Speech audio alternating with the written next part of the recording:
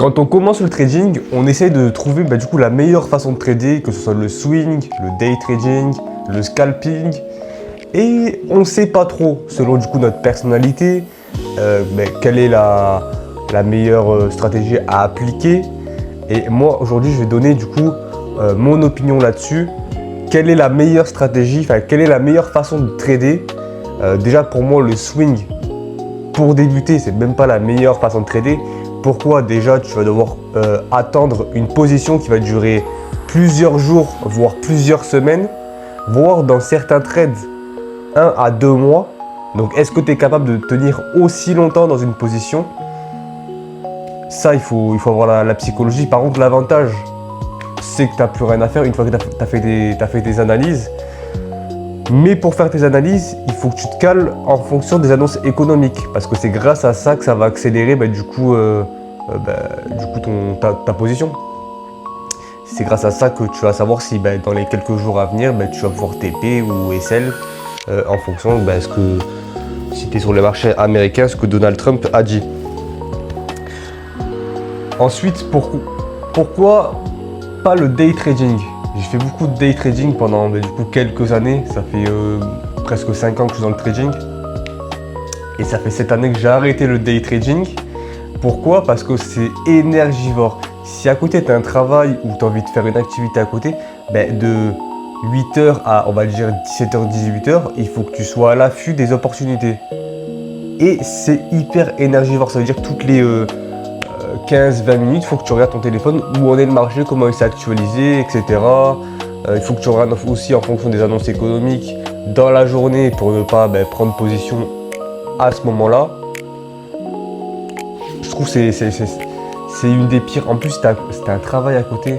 Moi, je me rappelle quand je travaillais à l'usine, du coup, toutes les 2 secondes, je sortais mon téléphone pour savoir où en était le marché. Et du coup, tu peux avoir des pénalités, ou tu peux avoir des remarques, tu es trop sur ton téléphone. Je trouve ça chiant. Le scalping,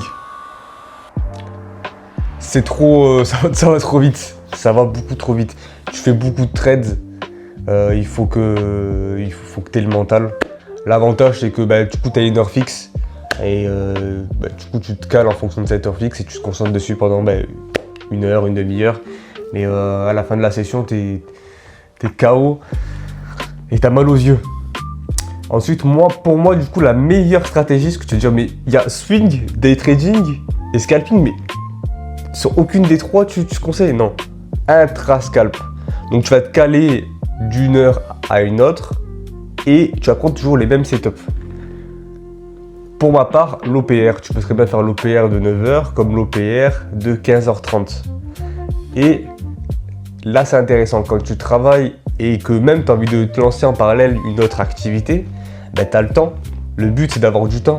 Donc, autant avoir les mêmes performances et avoir du temps. Comme je t'ai dit juste avant, les défauts des autres stratégies, c'est que ça prend trop ton temps.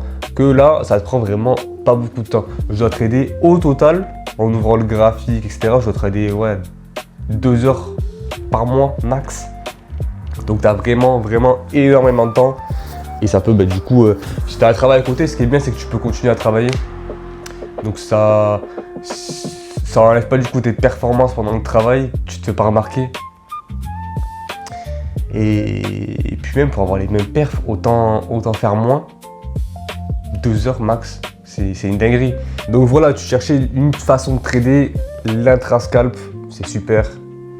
Pour ton quotidien, si tu as tes études, tu as ton travail, tu as ton business à côté, c'est l'une des meilleures façons de trader. Parce que c'est pas plus tu trades, plus tu vas gagner d'argent.